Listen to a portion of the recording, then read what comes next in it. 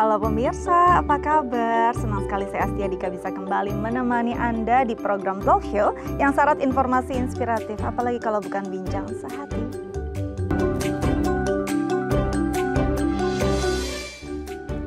Pemirsa, bincang sehati ketika dianugerahi bayi kembar pasti happy banget ya.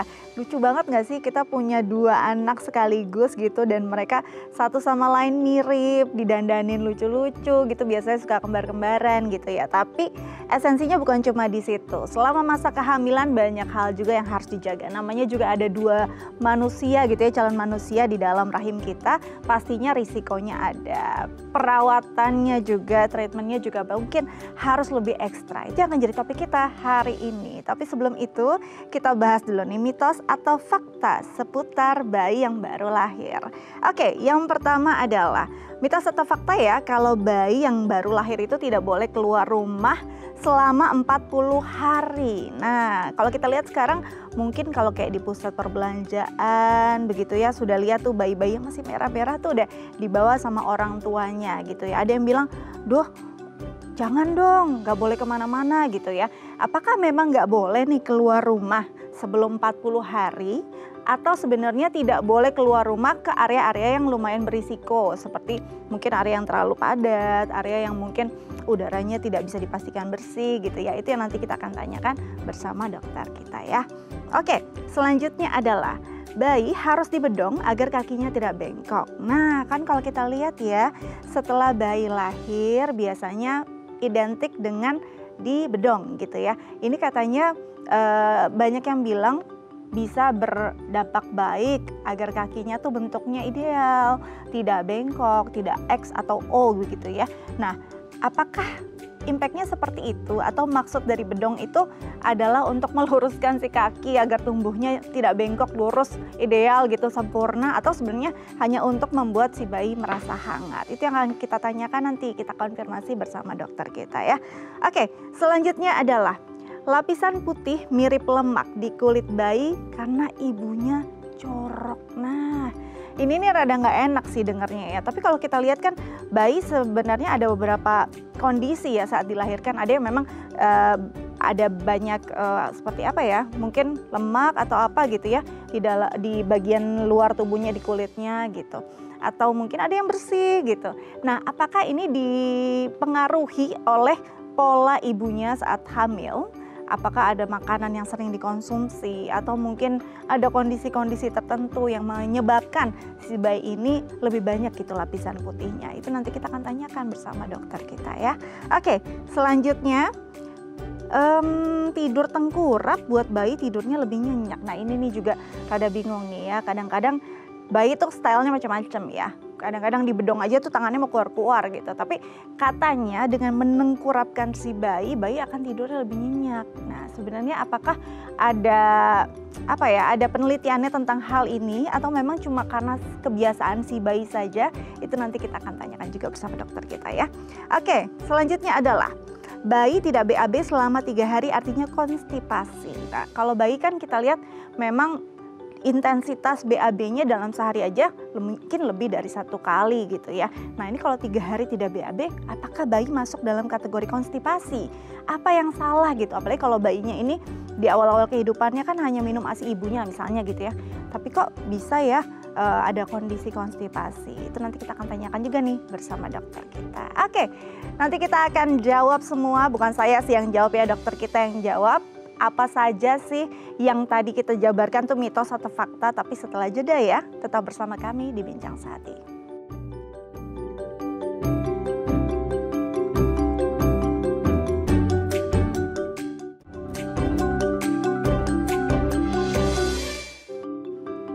Ya pemirsa, kembali lagi bersama kami di Bincang Sehati. Di segmen sebelumnya saya sudah menjabarkan beberapa mitos atau fakta seputar bayi yang baru lahir ya. Tapi itu penjabaran saya, belum tentu valid.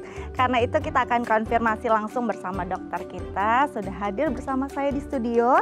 Ada Dr. Gracia Meriana Rosalin Gerardi Rau, SPOG, spesialis obstetri dan ginekologi dari Rumah Sakit IMC Alam Sutra. Kita sapa, halo dokter. Hai Mbak Dika. Apa kabar? Cantik sekali hari ini. Terima kasih. Hari ini seru banget nih, kita ngomongin tentang bayi kembar kehamilannya apa saja risiko. Tapi sebelum itu kita akan bahas dulu nih mitos atau fakta seputar bayi yang baru lahir ya Dok ya. Ini kan pasti kalau bayi yang baru lahir itu adalah satu hal yang membahagiakan untuk orang tuanya dong. Pasti ya, dokter juga pasti membantu kelahiran, jadi happy banget kan. Tapi ada beberapa hal yang mungkin kita perlu luruskan nih tentang mitos atau fakta yang berkembang di masyarakat. Yang pertama yang mau saya tanyakan nih Dok, bayi yang baru lahir katanya selama 40 hari nggak boleh keluar dari rumah. Itu benar apa enggak? Mitos atau fakta? Nah, sebenarnya karena kalau bayi baru lahir itu mungkin lebih rentan sama infeksi ya.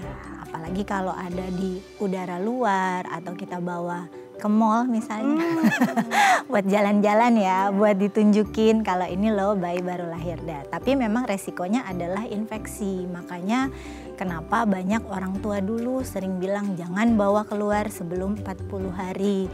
Padahal sebenarnya itu lebih ke resiko infeksinya. Selama bayinya minumnya bagus, bayinya happy, tidak ada demam, tidak ada sakit apapun, buang airnya juga lancar, ya nggak ada masalah sih sebenarnya. Jadi selama kalau dibawa keluarnya tuh kayak ke taman yang lingkungannya bersih, kondusif gitu ya, nggak apa-apa ya. Kecuali dibawanya kayak mungkin ke tempat-tempat yang lumayan polusinya tinggi, ke terminal gitu ya. Jangan crowded ke pasar sama tradisional, orang-orang. dulu aja deh ya. Kalau udah gede aja, kalau udah SD mungkin. Oke, selanjutnya adalah mitos atau fakta kalau bayi itu harus dibedong biar kakinya tuh lurus, nggak bengkok. Nah ini kan banyak yang akhirnya membebat kaki begitu kencang gitu ya. Sebenarnya yang mau saya tanyakan, fungsi bedong sendiri itu apa? Nah, sebenarnya untuk zaman yang saat ini juga banyak bayi-bayi yang sudah tidak dibedong lagi. Betul. Karena lebih banyak untuk hanya menahan atau mungkin lebih menghangatkan ya. Jadi bedong itu lebih ke menghangatkan aja gitu. Bahkan untuk zaman sekarang banyak bayi-bayi nggak tahan loh di bedong, malah minta keluar dari bedongnya dan malah jadi nggak nyaman, dia nangis gitu. Justru ketika dia nggak dibedong untuk zaman saat ini malah dia lebih nyaman jatuhnya. Jadi bukan karena dibedong dan kakinya akan lurus gitu, itu sebenarnya hanya mitos aja. Baik. Jadi kalau kita lihat bayi aja tuh suka tidurnya keluar-luar freestyle gitu ya. Dia juga nggak nyaman. Iya betul. Dibedong, dikekang gitu. Dikekang. Kamu aja nggak nyaman apalagi bayi ya kan. Betul. Oke, selanjutnya adalah lapisan putih mirip lemak di kulit bayi itu tanda ibunya jorok. Nggak enak nih ngomongnya nih. Bener nggak sih sebenarnya lapisan putih di kulit bayi itu apa sih Dok? Nah itu namanya vernix caseosa. Jadi kalau kita suka bilang itu kayak mentega atau keju modelnya lapisan. Ya. Nah dia tuh sebenarnya ada di awal-awal usia kehamilan ketika bayi itu baru cukup bulan. Jadi misalnya di usia 38 atau 38-an minggu ke bawah, dia tuh biasanya masih banyak jumlahnya. Nah makanya ketika bayi banyak lahir yang di 37 minggu atau bahkan di 38 minggu, vernix caseosanya masih banyak. Jadi suka dibilang, wah ibunya makannya jorok nih. Padahal enggak, itu adalah lapisan di dalam yang justru melindungi dan menghangatkan bayi ketika masih di dalam kandungan. Oke. Dan itu normal sebenarnya. Itu sangat normal ya. Jadi dilihat juga masa dia lahir tuh di masa berapa. Ya, gitu dan makin tua usia kehamilannya ketika masuk 39 bahkan 40 minggu. Nah, itu kan semakin tua ya usia kehamilannya. Nah, lapisan itu akan makin menipis bahkan hilang. Gitu. Karena kan diharapkan bayinya sudah lahir atau ada di luar rahim ibunya. Jadi tidak perlu lagi si penghangatnya ini di dalam. Pensiun lah dia istilahnya. Jadi si butter itu istilahnya hangat bayi itu berguna. Jadi jangan kita kalau ngelihat bayi orang gitu ya, banyak putih-putihnya ibunya jorok nih, aduh jangan. Itu ada fungsinya, kalau nggak tahu mending diem, jangan julid. Selanjutnya adalah tidur tengkurap buat bayi tidurnya lebih nyenyak. Nah ini apakah mitos atau fakta ya? Kan kadang-kadang ada yang bilang kalau tengkurap tuh nanti nafasnya kurang baik gitu ya, kurang lancar gitu. Tapi ada bayi memang yang lebih nyenyak kalau tidur tengkurap. Ada yang sengaja ditengkurapkan gitu. Gimana nih Dok? Itu apa? Ya sebenarnya ketika dia ditengkurapkan atau dengan posisi tengkurap, dia sama kayak memeluk ibunya, ditaruh di dadanya. Jadi sepertinya lebih nyaman harusnya ya, dan posisi oksigenasinya juga akan lebih bagus. Sebenarnya secara alami atau refleks bayi itu dia akan mencoba untuk tidak menutup jalan napasnya. Jadi kalaupun misalnya dia posisi tengkurap dan ternyata ketutupan hidungnya, dia pasti akan refleks selama bayi itu sehat ya. Dalam artian dia bugar, sehat, minumnya oke, tidak ada masalah dengan buang air segala macam. Nah biasanya ketika kita tengkurapkan itu ada beberapa bayi yang lebih nyaman. Nah tapi lihat-lihat lagi, balik-balik lagi kan setiap orang, bahkan setiap bayi itu punya kebiasaan masing-masing. Nah ketika kita tengkurapkan dan dia tidak nyaman, ya dipindahin posisi aja. Oke, jadi nggak semua bayi ya, bayi juga punya hak untuk milih ceweknya sendiri gitu ya. Walaupun memang katanya kalau tengkurap itu untuk kebanyakan bayi lebih ya nyaman. Tapi untuk bayi-bayi tertentu kalau nggak nyaman ya jangan dipaksain ya masih bayi juga gitu. Oke, selanjutnya bayi tidak BAB selama 3 hari artinya konstipasi. Bayi kan intensitas BAB-nya lumayan banyak ya. Betul. Sehari itu bisa lebih dari satu lebih kali. Dari satu gitu. kali. 3 hari itu apakah udah masuk konstipasi? Sekarang pertanyaannya balik lagi nih, dia sudah pernah BAB sebelumnya atau enggak? Oke. Jadi ketika bayi baru lahir, itu harus dipastikan dalam 2 kali 24 jam pertama Harus BAB? Harus BAB. Jadi kalau misalnya dia tidak BAB dalam 2 kali 24 jam, berarti ada resiko misalnya mungkin ada kena penyakit Hirschsprung. Jadi harus dikonsultasikan atau wajib langsung dibawa ke gawat darurat atau dokter anak terdekat. Tapi kalau misalnya dia sudah pernah BAB dan kemudian dengan bayi ASI, tapi dia mungkin sempat ada konstipasi dalam kurang lebih 3 hari. Sebenarnya 3 hari masih konstipasi fisiologis kita bilangnya. Karena setiap ASI yang dia minum itu akan langsung terserap. Tidak semuanya langsung keluar jadi BAB. Jadi dia terserap langsung di ususnya gitu. Nah mungkin kadang-kadang kita nggak perhatiin dia ada BAB-nya sedikit-sedikit atau bahkan nggak kelihatan dan kebanyakan juga dari buang air kecilnya bisa keluar gitu. Jadi kalau masih dalam 3 hari sebenarnya masih dalam konstipasi fisiologis gitu. Tapi kalau sudah lebih dari itu mungkin harus dikonsultasikan langsung ke dokter anak. Jadi harus dilihat juga ya riwayatnya apakah udah pernah BAB sebelumnya, betul. Terus kondisinya seperti apa. Oke, jadi memang benar-benar ibu tuh harus cermat ya. Harus. Benar-benar harus mengenal walaupun ini manusia baru yang kita baru kenal ya benar-benar kita harus belajar sama gitu ya kita perhatikan. Oke, nanti kita akan lanjut dengan topik utama kita ya Dok ya. Tapi kita harus jeda terlebih dahulu. Pemirsa jangan kemana-mana, tetap bersama kami di Bincang Sehati.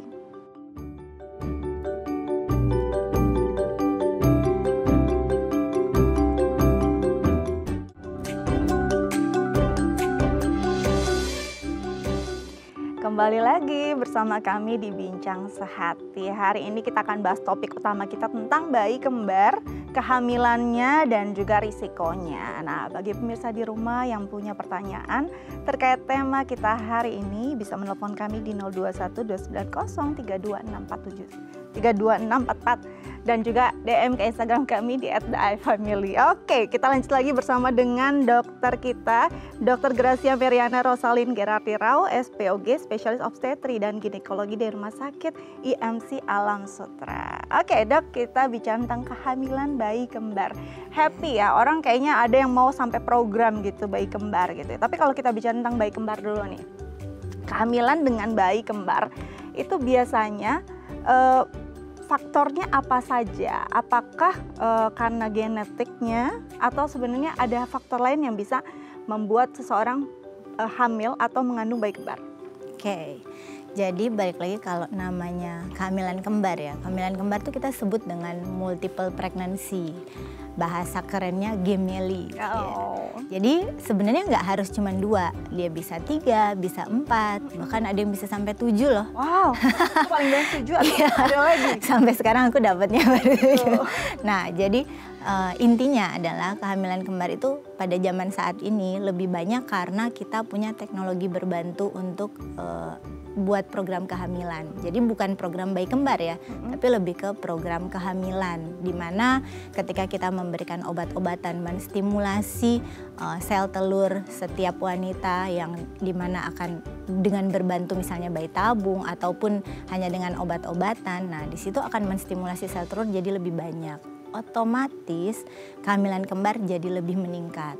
Dimana ketika sel telurnya makin banyak, nah muncullah si sperma ini akan ngebuahin bisa di satu sel telur yang membelah atau bahkan 2 sel telur. Nah itu salah satu yang memicu, dan zaman sekarang dengan banyaknya teknik bayi tabung semakin sering dan meningkatkan angka kejadian kehamilan multiple. Nah, di satu sisi memang ada faktor lain yang menentukan, misalnya genetik. Genetik di mana kalau misalnya orang tua, terutama ibunya misalnya ada riwayat atau ada genetik kembar, atau ayahnya ada genetik kembar, lebih besar ibu sih ya daripada ayah. Itu juga akan memicu atau membuat angka kejadian gemeli lebih tinggi. Itu meskipun ada beberapa ras tertentu juga yang memang meningkatkan angka kejadian dari kehamilan kembar ini. Oke. Ya. Jadi memang genetik, ras tertentu bisa jadi faktor nih. Betul. Kehamilan dengan bayi kembar. Tapi dengan perkembangan teknologi bisa direkayasa tuh genetiknya berarti. Membuat sel telurnya lebih banyak ya. Lebih banyak gitu ya. Walaupun dia secara riwayatnya nggak ada keturunan kembar. Ya, bisa gitu. Okay. Apalagi faktor usia. Jadi semakin usia lebih muda ya, terutama di bawah 35 tahun, karena di atas 35 tahun kita sudah mengatakan itu high risk pregnancy. Nah, di bawah 35 tahun semakin banyak jumlah sel telurnya, itu juga akan meningkatkan angka kejadian kehamilan ganda atau multiple pregnancy. Nah, ini kalau tadi memperbanyak sel telur, berarti yang di treatment kalau mau punya bayi kembar hanya calon ibu atau si ayah juga harus di treatment, karena kan kualitas sperma juga mengaruhi kan? Ya, tentu. Yang pasti ketika datang ke suatu program untuk program kehamilan, intinya dua-duanya tetap harus dicek. Ayahnya pasti untuk spermanya terutama, kemudian ibunya pasti terutama untuk sel telurnya, salurannya. Kemudian kita lihat USG juga apakah ada masalah yang lain, misalnya amit-amit ada miom atau kistaka misalnya. Nah, itu akan hal-hal yang mempengaruhi untuk mempersulit terjadinya kehamilan, terutama kalau misalnya kita dengan kehamilan berbantu seperti bayi tabung atau IVF ataupun IUI dengan inseminasi, ya kita harus memastikan semuanya dalam batas normal, baru kita bisa lakukan tindakan seperti itu.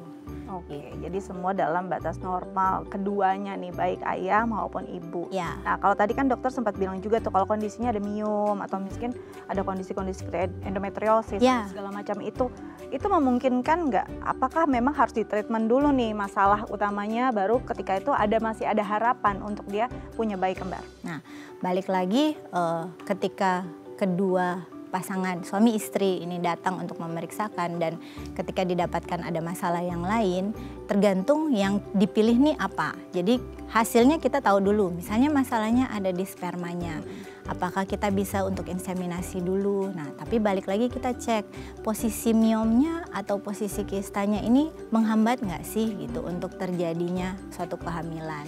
Nah, kemudian kalau misalnya memang untuk sampai ke bayi tabung, jujur kalau misalnya ada miom terutama yang menghalangi proses di jalan lahirnya untuk pertemuan sperma dan sel telurnya, kayak gitu, itu harus diangkat dulu karena nanti ketika pun dia dibuat di luar, ketika dimasukkan biasanya penempelannya atau implantasinya itu nggak bagus. Tuh, jadi memang harus dibersihin dulu semuanya, termasuk kalau ada infeksi diobatin, misalnya yang keputihan segala macam itu harus diobatin dulu. Jadi benar-benar harus bersih, baru proses bayi tabung ataupun inseminasi dilakukan. Jadi benar-benar si rahim harus prima dan juga si ayah juga harus sehat. Benar. Biar nanti juga si bayi kembarnya sehat ya. Kalau bayinya kembarnya banyak kan juga harus sehat semuanya. Benar, gitu. nggak cuma jadi sehat memerlukan kondisi yang baik. Oke. Nah, kalau bicara tentang si bayi kembar, kehamilannya ini apakah hanya satu jenis atau mungkin karena ada yang bilang di satu plasenta atau dua plasenta gitu ya. Dan ada yang bilang kembarnya mirip, identik, ada yang tidak. Itu tuh udah bisa kelihatan belum sih dari kehamilan? Ya, jadi sebenarnya lebih ke kehamilan kembar itu ada tipe-tipenya. Lebih ke disigotik sama monosigotik. Jadi ada yang satu sel telur yang membelah diri. Nah, dia pembelahannya itu paling cepat tuh bisa dalam 72 jam pertama setelah terbentuk. Ya, itu paling cepat. 3 hari berarti itu ya? Ya, kemudian ada yang sekitar 4-8 hari. Jadi makin lama dia membelah itu resikonya makin besar. Jadi semakin cepat dia terjadi pembelahan, dia akan terjadi kembar identik yang benar-benar identik dari jenis kelamin, bahkan sampai sidik jari itu bisa mirip banget. Nah, itu kita bilangnya monosigotik. Nah, semakin tua bahkan sampai misalnya lebih dari 8 hari dia membelah. Jadi ini dari satu telur dulu ya kita bicara. Semakin lama proses pembelahannya, nah intinya adalah akan ada resiko sampai yang kita sebut dengan kembar siam. Jadi yang dia tidak membelah secara sempurna gitu. Nah kalau yang satu lagi itu dari 2 telur. Jadi 2 telur yang dibuahi dari 2 sperma yang berbeda. Nah itu memang nggak identik ya, lebih ke sendiri-sendiri gitu. Jadi prinsipnya sih cuma 2 dari 1 telur yang membelah dengan proses pembelahannya yang makin lama akan menuju ke kembar siamnya dan ada resiko sampai ke twin transfusion syndrome atau yang memang aslinya 2 telur. Oke, jadi memang jenisnya itu tipenya ya. Ya. Ada yang memang dari 1 telur yang membelah dan ada yang dari 2 sperma berarti ya. Ya. Berarti 2 telur ya. 2 Ini biasanya telur. kurang identik gitu Ya, ya. Tapi memang risikonya berarti lebih kecil dibandingkan tidak mungkin ada kembar siam dalam kondisi tersebut lebih ya. kecil. Oke, baik. Ya plus minus ya, pengen identik tapi ada resiko gitu. Nah, kalau dinyatakan bayi kembar gitu ya, ini berarti di trimester awal ini udah bisa kelihatan ya ini bayi kembar ya. Kantungnya juga ada 2 gitu ya. Jadi ketika kita ya pastinya anamnesa dulu ya, ada nggak sih turunan kembar atau apakah ini memang bayi tabung programnya misalnya. Nah ketika kita tahu itu setelah di anamnesa kita bisa lakukan pemeriksaan USG. Nah bahkan USG di awal kehamilan kita sudah bisa melihat kantong kehamilannya ada yang langsung 2. Nah itu kan dari awal banget tadi saya udah bisa ngelihat. Jadi ketika kita USG ada kantong kehamilan 2, nah itu berarti kita sudah bisa menyimpulkan oh iya ini kehamilan kembar. Oke, nah kalau misalkan yang tadi berarti harus tunggu sekitar sampai 8 hari paling lama itu ya baru kelihatan bisa ada 2 kalau yang dalam 1 kantong. Iya betul. Tapi kan 8 hari itu berarti kan sudah masuk sekitar 5 sampai 6 mingguan dari usia kehamilan. Ya. Biasanya juga baru-baru sadar kalau hamil tuh ya. Baru tes pack. Kalau di minggu-minggu awal itu. Oke. Selanjutnya nih, kalau bicara tentang hamil yang identik ya vitamin-vitamin yang berjejer gitu ya. Yang kalau kita lagi ke dokter SPOG deg-degan berapa di biayanya gitu. Nah makin mahal nggak nih? Bukan makin mahal deh, makin banyak nggak nih vitaminnya kalau dia memang kehamilannya kembar? Nah sebenarnya kalau secara nutrisi dan vitamin-vitaminnya tuh sebenarnya sama aja ya. Jadi nggak ada tuh kita kalau hamil kembar nanti makannya 2 porsi ya, soalnya ada 2. Pembenaran ya. Itu mah lapar kali ya. Ya, jadi sebenarnya prinsipnya sama aja. Balik lagi kita harus nilai bagaimana indeks massa tubuh ibunya sebelum hamil. Jadi misalnya berat badannya berapa, tinggi badannya berapa, terus angka kenaikan berat badannya sebulan paling nggak 1 sampai 2 kilogram normalnya ya. Kadang-kadang ada yang dalam per bulannya bisa naik 3 sampai 4 kilo. Nah, itu agak sedikit luar biasa. Iya. Gitu. Paling nggak intinya adalah 15 sampai 20 kilo sampai lahiran itu rata-rata, terutama untuk kehamilan kembar. Dan nutrisinya sendiri sama aja, vitaminnya yang seperti asam folat atau kalsium. Dosisnya berarti nggak double? Enggak, tetap ya. Rata-rata 600 sampai 800 mikrogram, bahkan bisa sampai 1 miligram untuk asam folatnya. Kemudian kalsiumnya juga bisa sampai 800 miligram untuk perharinya ya, perharinya. Kemudian kita juga butuh vitamin D3 untuk mikronutriennya supaya penyerapan kalsiumnya bagus. Dan yang paling penting nih sebenarnya ya, yang agak diambil sama ibunya dari bayinya sendiri karena dia punya kehamilan kembar itu adalah zat besi. Jadi zat besi ini kita bisa tingkatkan memang dosisnya terutama karena terutama di trimester 3 atau di akhir-akhir kehamilan menjelang persalinan itu angka anemia defisiensi besi ibu hamil dengan kehamilan kembar tuh tinggi banget. Itu karena 2 bayi ini suka menyerap zat besi banget. Jadi tiba-tiba ibunya HB-nya diperiksa rendah gitu. Nah balik lagi asupannya juga harus bagus untuk asupan zat besinya. Baik, jadi memang benar-benar nggak ada yang terlalu berbeda gitu sebenarnya ya. Jadi double gitu, minumnya biasa asam folatnya berapa jadi double gitu ya, nggak juga. Atau mungkin makannya jadi harus double nih karena bayi saya kembar, saya harus makan banyak, nggak juga. Nah kayak gitu jangan sampai juga bobotnya nanti terlalu besar ya. Nah tapi berarti yang harus diperhatikan tadi di titik zat besinya, karena itu yang paling ditarik. Betul. Baby ini apalagi 2 gitu ya. Nah biasanya kondisinya apa tuh gejalanya kalau ibu kan nggak mungkin terus bisa cek ya. Biasanya kan kita ke dokter kandungan sebulan sekali ya, sekali gitu ya. Nah, apa rasanya ketika si ibu kekurangan zat besi dalam kondisi hamil? Sebenarnya kekurangan zat besi ini lebih ke tanda-tanda anemia ya yang pasti. pusing, lemah, lunglai, pucet kadang-kadang kalau yang memang HB-nya udah turun agak drastis, terutama yang di bawah 8. Jadi ya tanda-tanda anemianya khas banget. Jadi kayak dia bawaannya pengen tidur aja, kayak ngantuk terus-terusan, lemah, letih, lesu, berbeban berat enggak ya? Berat ya. Iya. Gitu. Jadi lebih ke tanda-tanda anemianya sih. Jadi dia benar-benar nyerap zat besi banget. Nah, sebenarnya ketika hamilnya kembar atau multiple pregnancy, kebanyakan akan kontrol lebih teratur, artinya lebih sering. Jadi kebanyakan kan kalau udah di atas 24 minggu memang sebulan sekali ya kontrolnya. Padahal kalau bayi-bayi dengan kehamilan kembar atau ada masalah yang lain, dia bisa kontrol 2 minggu sekali kadang-kadang untuk ngecek kalau misalnya ada masalah yang lain.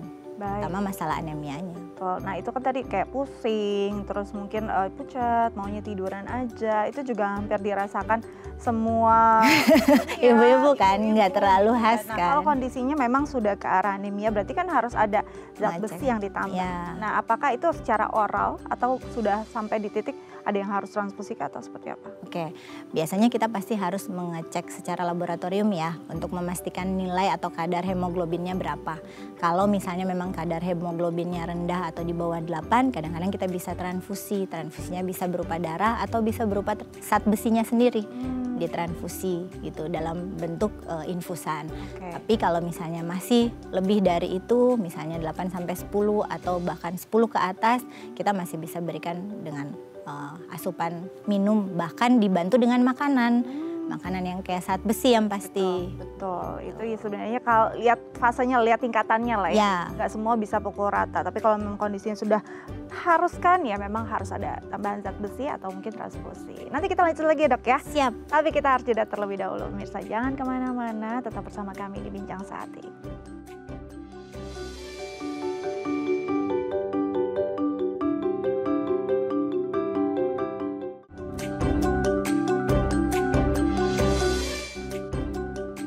Ya pemirsa, kembali lagi bersama kami di Bincang Sehati. Masih membahas tentang kehamilan bayi kembar, risikonya seperti apa dan bagaimana penanganannya. Dan bagi pemirsa di rumah yang mungkin sekarang lagi hamil bayi kembar atau mungkin ada keluarganya, boleh lo telepon kami di 021 290 3264 atau DM ke Instagram kami di @daifamily. Oke, kita lanjut lagi bersama dengan Dr. Gracia Meriana Rosalin Gerardi Rau, SPOG, Spesialis Obstetri dan Ginekologi dari Rumah Sakit IMC Alam Sutra. Oke, dok, tadi kan bicara tentang anemia pada masa kehamilan terutama bayi kembar. Nah ini kalau ada juga kan kondisi orang yang ketika dimasukkan tambahan atau suplemen zat besi secara oral tuh bikin mual banget. itu aku pakai begitu tuh dok, ya kan? Jadinya aduh nggak mau minum gitu ya. Apa impactnya kalau si ibu ngerasa nggak nyaman nih dengan tambahan zat besi terus dia nggak minum? Ya, nanti anemianya makin parah dan jujur aja pada proses persalinannya nanti ya itu akan lebih berbahaya ke ibunya terutama ya. Karena apalagi dengan bayi kembar kan itu terjadi dilatasi rahim yang cukup signifikan ya. Apalagi kalau isinya ada 2 misalnya. Nah otomatis ketika bayinya lahir dengan keadaan ibunya masih anemia, itu resiko perdarahannya tinggi banget. Karena rahimnya tidak bisa langsung cepat menyusut, kontraksinya nggak bagus, dan itu resiko perdarahannya besar banget. Dan itu akan memicu bahaya buat ibunya gitu. Jadi kalau dengan kondisi demikian, si ibu mending jujur ya sama dokter, saya nggak nyaman nih dengan oralnya, dengan suplemen tersebut, jadi dicari yang lain penggantinya. Kan zaman sekarang zat besi juga nggak harus cuma diminum, nggak harus cuma tablet ya. Artinya ada yang bentukannya diminum kayak tablet Eversense gitu, jadi rasanya manis gitu. Ada yang rasa stroberi juga. Iya. Kenapa dulu saya nggak dapet ya? Nah, hamil lagi. Udah zaman bahlas. Iya, soalnya kan berpikir nanti aduh daripada saya muntah makin saya nggak punya nutrisi gitu. Akhirnya bohong-bohong deh sama dokternya, dibilang udah minum padahal enggak gitu ya. Emang bandel aja sih. Oke, selain si anemia tadi, kan makan juga katanya jadi lapar banget ya. Terus mungkin sekaligus pembenaran gitu ya, pembenaran karena bayi saya 2, jadi harus makan banyak, apalagi kalau yang bayinya 5 gitu. Nah, yang paling jadi momok ketika kita makan terlalu banyak ya itu kan obesitas plus ada diabetes gitu ya. Diabetes selama kehamilan terutama pada kondisi bayi kembar itu sering terjadi nggak? Ya, sebenarnya kita lebih ngomongin ke komplikasi-komplikasi yang terjadi ketika hamil kembar ya. Nah, kita mulai dari trimester 1 sebenarnya. Ketika trimester 1 justru ketika hamil kembar mual muntahnya akan parah banget. Oh, parahnya bisa double portion. Jadi dia benar-benar mual muntah yang hebat gitu. Bisa bayangkan dia benar-benar sedikit-sedikit muntah dengan berat badan yang pasti turun di awal. Gitu. Jadi memang cara menyiasatinya adalah makan dengan porsi kecil sedikit tapi sering. Oke, kemudian kita masuk ke, ini masih komplikasi ke ibunya ya, terutama untuk bayi kembar. Nah, ada resiko lagi ketika dia masuk ke trimester 2, makannya mulai baik nih, karena kan hormon beta-HCG mulai menurun, jadi mual muntahnya otomatis akan lebih menurun juga. Ketika makannya mulai baik, di mana laparnya makin meningkat, otomatis dia akan lebih mengkonsumsi yang manis terutama. Nah, itu ada resiko diabetes dalam kehamilan, terutama untuk bayi kembar. Resikonya lebih besar. Bahkan kalau misalnya dia nggak cuma manis nih, ternyata asin juga dilahap sama ibunya. Saking double portion. Akhirnya resikonya juga hipertensi dalam kehamilan. Dan ini lebih sering lagi angka kejadiannya. Ketika bayi kembar, resiko preeklamsi bahkan sampai eklamsi pada bayi kembar sangat tinggi. Itu potensi lebih tinggi ya, lagi dari lebih tinggi lagi. Tunggal ya. Betul. Nah, ini adalah komplikasi-komplikasi yang sering terjadi terutama pada ibu-ibu dengan bayi kembar gitu. Otomatis kalau misalnya ke bayinya sendiri, karena dia ada 2 nih. Nah, sebenarnya yang kita takutkan adalah ketika kalau misalnya dia makin ke sini ternyata berat bayinya tidak mencukupi atau berat badan lahir rendah. Terus bisa terjadi kontraksi yang berlebihan juga sampai akhirnya resiko bayinya bisa lahir prematur kayak gitu. Karena ya kalau kembar kan distensinya terlalu tinggi ya gitu. Makanya mesti hati-hati kalau bayi kembar. Komplikasinya cukup banyak, makanya seneng sih tapi beberapa komplikasinya cukup tinggi. Cukup tinggi dan juga si ibu harus ekstra hati-hati banget gitu ya. Karena dengan 1 bayi saja juga kita udah ekstra hati-hati. Apalagi bayi kembar 2, 3, 4, 5, sampai 7 itu luar biasa sih. Nah, kalau bicara tentang aktivitas, kan aktivitas juga pastinya lelah ya gitu kan. Apakah banyak juga yang harus mengurangi aktivitas secara drastis dengan kondisi demikian? Oke, jadi balik lagi komplikasinya dari awal untuk si ibunya sendiri ya. Karena memang dengan bayi kembar resiko lahir prematur tadi, bahkan resiko kegugurannya juga cukup tinggi di awal gitu. Nah, apalagi kalau misalnya dia memang program bayi tabung ya. Jadi otomatis kan ngejaga nih, bayi mahal nih. Ya, jadi betul otomatis ya memang aktivitasnya kebanyakan akan dikurangi. Aktivitas jalannya mungkin kalau biasanya sehari misalnya 30 menit mungkin sekarang cuma 10-15 menit misalnya untuk olahraganya gitu. Jadi aktivitas yang seperti itu yang dibatasin, atau misalnya acara jalan-jalannya mungkin kalau biasa dia bisa siang sampai malam, mungkin ini sebentar aja pergi baru balik lagi. Bahkan ada beberapa yang sebegitu ekstrimnya sampai kalau dia pergi kemana-mana harus pakai kursi roda untuk supaya dia lebih aman rasanya gitu. Jadi aktivitasnya memang kebanyakan dibatasi untuk bayi kembar dan ibunya cepat lelah, cepat banget lelah. Jalan mungkin 1-2 meter dia pasti udah langsung langsung ngos-ngosan, nyesek rasanya ya karena memang yang dia bawa lebih berat ya otomatis. Betul, benar-benar loh. Ini jalan saya aja nggak hamil ngos-ngosan gitu. Apalagi yang dengan bayi yang lebih dari 1 gitu kan. Berarti apakah ibu dengan bayi kembar jadi nggak boleh bergerak sama sekali dok? Misalkan mau olahraga kan olahraga tetap harus ya buat si ibu juga bergerak, refresh juga. Apa yang paling aman yang bisa dilakukan? Sebenarnya yang paling aman sih jalan ya, jalan nomor 1 ya jalan santai, ya kurang lebih 15 menitan. Kemudian bisa juga yoga mungkin ya, yoga yang simple ya, yang nggak gerakannya agak ekstrim. Iya, jangan sampai naik ya, lilin atau apa ya. Mohon maaf ya, yang biasa aja. Paling nggak ada aktivitas bergeraknya supaya tubuhnya tetap bugar gitu, paling nggak.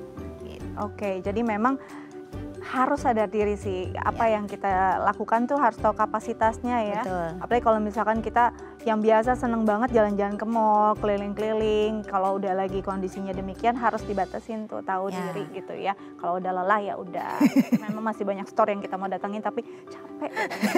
Oke, selanjutnya kita akan lanjut, tapi kita harus baca dulu nih, ada pertanyaan dari pemirsa lewat DM Instagram dari @shanti. Pertanyaannya, Dok, saya punya anak kembar laki-laki, apakah mungkin program lagi biar bisa hamil kembar perempuan? Lalu faktor apa saja yang bisa mendukung? Wow, jadi pengen punya kembar laki-laki udah ada nih, pengen punya kembar perempuan. Ibu keren banget, ya kan? Luar biasa loh, ini salut Mbak Shanti. Bisa nggak, Dok? Ya, sebenarnya balik lagi, program untuk bayi kembar tuh nggak ada. Yang benar tuh adalah program untuk memperbanyak sel telur kehamilan, untuk proses kehamilan. Nah, tapi bonusnya ya mungkin bisa kembar gitu. Karena ketika proses untuk memperbanyak sel telurnya sampai pada akhirnya dia bisa mendapatkan kehamilan ganda atau multiple pregnancy gitu. Bisa aja sebenarnya. Jadi dengan program kehamilan, terutama dengan bayi tabung, nah itu bisa dinilai misalnya memang sel telurnya cukup, dengan kualitas embrio yang dihasilkan juga oke, itu bisa dimasukkan gitu. Oke, selama kondisi ibunya memungkinkan, dengan usia ibu yang gitu masih oke, dan ibunya nggak cepat lelah juga, usianya masih cukup, masih di bawah 35 tahun, ya kenapa enggak? Selamat nih Bu Shanti, semoga programnya nanti berhasil ya, punya bayi kembar perempuan loh, bisa konsul juga sama dok. Oke, Dok, tadi dokter bilang selama usianya masih memungkinkan di bawah 35 tahun. Berarti kalau yang di atas 35 tahun nggak boleh dong punya bayi kembar atau sangat berisiko tinggi? Gimana? Nah, sebenarnya boleh, tapi balik lagi. Tadi saya sempat sebutkan di atas usia 35 tahun kita sudah mengatakan itu adalah high risk pregnancy. Di mana ketika high risk pregnancy banyak resiko yang akan lebih mungkin terjadi. Diabetes dalam kehamilan, hipertensi dalam kehamilan, angka kelainan pada bayi lebih tinggi dengan usia lebih dari 35 tahun. Nah, itu adalah resiko-resiko, tidak selalu terjadi, tapi mungkin terjadinya lebih tinggi. Makanya kita selalu konseling ya, meskipun misalnya usianya 40-an ke atas dan memang dengan teknologi berbantu IVF misalnya dia baru akan punya anak, ya kenapa enggak gitu. Dan resiko-resikonya kita bisa hadapi juga. Jadi nggak apa-apa juga kalau memang baru dianugerahinya setelah usia 35 gitu ya, atau baru berencana di atas 35 tahun, tapi memang harus disadari risikonya lumayan lebih tinggi. Jadi berarti penjagaannya juga harus betul. Dok, tadi kan dokter bilang ada diabetes, eklamsia gitu ya. Itu kan ibu yang merasakan. Ya, betul. Impact ke bayinya tuh apa? Apakah bayi juga jadi diabetes juga atau gimana nih? Nah, kalau untuk bayinya sendiri tadi saya sempat sebutkan, ada yang misalnya bayinya kecil, jadi berat badan lahirnya rendah. Ya, biasanya dia IUGR, intrauterine growth restriction, di mana perkembangan di dalamnya tuh meskipun udah dikasih makanan yang cukup, tidak berlebih ya, yang cukup, tapi tetap aja berat bayinya tuh tidak bisa mencapai kurang lebih sampai 2.500 gram pada saat kelahirannya. Bahkan dia bisa di bawah 2 kilo misalnya, atau di bawah 2.000 gram. Nah, saat-saat seperti itu adalah resiko lebih ke bayinya gitu. Dan yang paling kita takutkan sebenarnya dari kehamilan kembar itu adalah yang twin-to-twin transfusion tadi, di mana satu bayinya itu akan mengambil semua dari yang punya satunya lagi. Nah, itu sebenarnya kita bisa detect juga ketika di usia 24 minggu kita bisa lihat apakah memang jauh nih jaraknya. Bedanya kan harusnya nggak terlalu jauh ya, kurang dari 500 gram untuk setiap bayi. Jadi misalnya kalau pas USG, yang satu 1.500, yang satu 1.700 misalnya gitu ya. Jadi jarak perbedaan berat badannya tidak lebih dari 500 gram. Tapi kalau sampai lebih, apalagi udah lebih dari sekilo, jauh banget. Nah, itu biasanya kita akan melihat ada tidak sambungan, kita bilangnya anastomose, di mana dia terbentuk pembuluh darah tuh di antar bayi karena diambil semua sama yang satu lagi. Nah, biasanya kita bisa lakukan fetoskopi untuk di laser supaya memutus aliran darahnya itu. Oke, jangan sampai yang satu tuh lebih menyerap. Gede banget. Jadi ada yang bilang kan kalau dalam kehamilan bayi kembar satu janin kurang berkembang dengan baik. Betul. Gitu ya. Itu juga memang riskan terjadi dalam kondisi kehamilan bayi kembar. Bahkan ada juga yang tidak berkembang, bahkan mungkin jadi ya Amit-amit meninggal di dalam, Nah, benar. dalam kondisi demikian biasanya apakah dibiarkan sampai nanti sampai pada masanya atau satu bisa dikalahkan atau gimana itu dok? Nah, saya pernah dapet nih sekali Kasus waktu seperti itu ini ya. dia meninggal di usia kurang lebih usia kehamilannya 28 minggu. Yang satunya nggak berkembang. Berarti berat bayinya tuh kurang lebih udah sekitar 1 kilo 200 gram ya yang meninggalnya ya. Sementara yang satunya ternyata berkembangnya bagus. Artinya sampai cukup bulan dan sampai usia 36 minggu dia bisa mencapai kurang lebih 2 kilo 600 gram. Dan senengnya karena pada akhirnya dia bisa lahiran normal. Gitu. Normal nih. Ya, kebetulan posisi bayinya kepala-kepala, jadi semuanya oke, ibunya oke, tidak ada komplikasi darah tinggi dan lain-lain. Akhirnya bayi yang satu nih bisa kita pertahankan sampai usianya cukup bulan, meskipun yang satunya memang udah nggak ada. Dan kebetulan dia karena beda tempatnya, beda air ketubannya, dan ada 2 plasenta juga, jadi sendiri-sendiri dapat makanannya. Jadi yang satu bisa tetap berkembang, kita pertahankan. Nah, yang satu lagi ditunggu sampai cukup bulan keluar, baru yang meninggalnya dikeluarkan. Oh I see, jadi menunggu dulu ya saudaranya keluar cukup, baru si janin yang sudah tidak ada ini ikut keluar. Tidak memungkinkan juga kalau dikeluarkan duluan gitu ya. Dia satunya Risiko malah untuk, iya yang saudaranya. sehatnya. Oke, jadi memang banyak banget nih jenis-jenis atau tipe-tipe masalah dalam kehamilan bayi kembar. Nanti kita lanjut lagi ya dok ya, tapi kita harus jeda terlebih dahulu. Pemirsa jangan kemana-mana, tetap bersama kami di Bincang Sehati.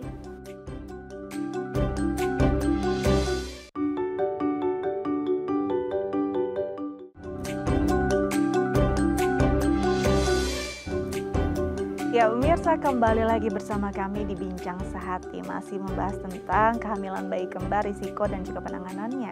Masih bersama dengan dokter kita, Dr. Gracia Meriana Rosalin Kirardi Rao, SPOG, Spesialis Obstetri dan Ginekologi dari Rumah Sakit IMC Alam Sutra. Oke, dok, kita bicara tentang bayi kembar, pastinya juga banyak hal yang harus dipersiapkan secara mental ibunya juga ya, karena ini kan mungkin kayaknya ekstra banget, baik itu letihnya, nutrisinya, banyak nggak ya mungkin yang, aduh ini nih bener-bener secara letih, secara fisik dan juga emosional yang pernah dokter tangani, ada nggak yang kayak gitu?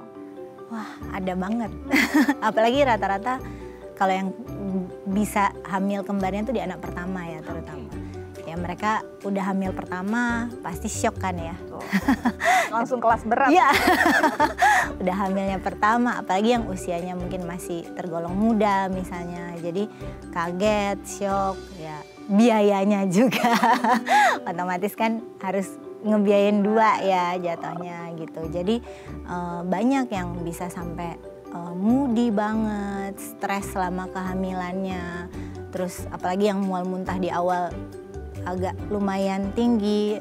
Jadi dia biasanya memang sampai bisa bawaannya moody, nangis terus, atau bawaannya stres kayak overthinking, kepikiran terus ya.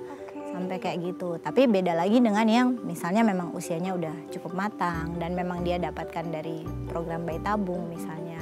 Meskipun itu anak pertama, ya dinanti ya setelah sekian lama mungkin dia menikah dan baru punya anak, dapat kembar mungkin lebih excited ya. Jadi tingkat stresnya sedikit lebih baik menurut aku. Meskipun dia mual muntah atau meskipun dia merasa cukup berat ngebawanya dengan posisi dia cepat ngap, kadang-kadang kontraksi yang berlebihan meskipun masih prematur. Jadi lebih siap dia buat menerima gitu. Jadi tingkat stresnya mungkin sedikit lebih baik ya, lebih bisa menerima. Nah ini menarik ya, ketika stres kan moody tuh. Ya. Kan ada banyak yang bilang kalau moodnya nggak bagus, si baby juga perkembangannya nggak gitu baik. Apakah ini juga terlihat dok dengan kasus ibu-ibu yang banyak mungkin stres selama hamil? Nah, dari sepanjang yang saya dapat ya, ketika dia stres, terutama ketika pada bayi kembar, resiko amit-amit ya, resiko ke ibunya tuh lebih besar. Terutama kayak angka preeklamsi atau hipertensi. Jadi kayaknya dia memang juga memicu gitu untuk terjadinya resiko preeklamsi di akhir kehamilan. Jadi ketika dari awal dia udah mulai stres dan mungkin makannya jadi lebih nggak teratur misalnya. Nah itu meningkatkan tekanan darahnya, jadi susah tidur pada akhirnya. Jadi sepanjang kehamilan, proses kehamilannya berdampak di akhir kehamilannya. Tiba-tiba tekanan darahnya jadi lebih tinggi. Sedangkan pada yang biasa aja, baik-baik aja. Biasanya tekanan darahnya akan lebih normal sih. Jadi memang apa yang dirasakan si ibu kondisinya tuh berpengaruh dari atas sampai bawah. Dari awal sampai akhir. Dari awal sampai akhir itu tuh ngaruh banget, kayak track record yang nggak mungkin bisa diubah gitu. Nah, kalau mau ya harus memperbaiki gitu ya, harus dikejar. Nah, kalau bicara tentang ibu hamil yang paling takut gitu kalau bayinya kan kurang berat badan gitu. Ini sering terjadi nggak sih sama si bayi kembar? Nah, sebenarnya kalau pada bayi kembar rata-rata ya selama dia mencapai kurang lebih 2,2 sampai 2,5 kilo untuk satu bayi, itu sebenarnya sudah dikatakan normal. Karena kan ada 2 ya, otomatis kalau 2,2 aja udah 4,4 kalau jadi 2 ya untuk satu kehamilan kembar. Jadi sering terjadi lumayan ya, terutama kalau misalnya memang nutrisinya nggak bagus, jadi makan ibunya yang di awal mual muntahnya cukup parah, jadi pada akhir kehamilannya dia nggak bisa ngejer untuk nambahin berat badan bayinya gitu. Tapi kalau misalnya dia dari awal nutrisinya bagus, biasanya sih sampai pada akhirnya berat bayi asalkan dia sudah di 36 minggu atau kurang lebih 2,2 sampai 2,5 untuk satu bayi sudah lebih dari cukup untuk bayi kembar. Jadi selama memang nutrisi ibunya baik, fine-fine aja ya, walaupun bayinya ada 2 tetap bisa. Gak ada masalah hipertensi atau diabetes yang lain ya yang mengganggu metabolisme dari si ibu sampai membuat yang masuk ke bayinya juga nggak bagus. Nah, ini menarik nih kalau bicara tentang nutrisi yang masuk ke bayi ataupun mungkin bobot ya, bobot ini harus digarisbawahi karena banyak banget yang merasa bahwa saya makan banyak yang naik berat badan saya, bukan bayi saya, apa yang terjadi gitu ya, bingung gitu. Ini kenapa saya bernafas saja langsung jadi bobot gitu. Jadi berat badan. Iya, kenapa bisa makanan yang kita makan itu lebih banyak transfernya di badan kita dibandingkan ke bayi? Apakah ada yang salah dari metabolisme ibu dan kondisi ini sebenarnya bisa ditanggulangi nggak dalam masa hamil? Jadi biasanya memang pada kasus-kasus tertentu, misalnya salah satu resiko preeklamsi dalam kehamilan yang terjadi pada bayi kembar, atau misalnya pada resiko tertentu misalnya ada aliran tali pusatnya di mana diameter tali pusatnya, jadi masalahnya ada di plasenta dan tali pusatnya. Oh, masalah ada di sini? Ya, jadi misalnya alirannya kecil, jadi diameter tali pusatnya kecil, ada kelainan pada tali pusatnya. Jadi kita mau makan sebanyak apapun yang masuk juga sedikit gitu. Oh, jadi gangguan metabolismenya ada di sana. Gitu. Baik, jadi itu mungkin yang harus diperhatikan juga, langsung konsultasi, jangan menyalahkan diri ya gitu ya. Jadi semoga ibu-ibu yang di rumah mendengarkan hal ini jadi ibu yang dalam kehamilan bahagia. Dokter, thank you. Terima kasih banyak sudah berbagi bersama kami di Bincang Sehati. Semoga berguna ya untuk pemirsa di rumah. Oke pemirsa, sekian Bincang Sehati hari ini. Saya Astia Dika pamit undur diri. Sampai jumpa.